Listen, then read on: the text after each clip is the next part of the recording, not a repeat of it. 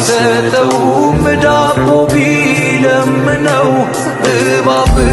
አይልም አሳስተኝ ላለው ሰው እንኳን ለልጁ ካሰበ መልካም የሰማዩ አባት ይሰጠናል መንፈሱን ሳይሰፍር አሁን እኔ የምፈልገው ካንተ ጋር ውሎ ማደር በመንፈስ ተጥለቅልቆ በክብር ውስጥ ለመሰወር በጸና ተትረፍርፈ እንድትታይ ነው መሻቴ በመንፈስ ደግመህ ሙላኝ እፈልግሃለሁ እኔ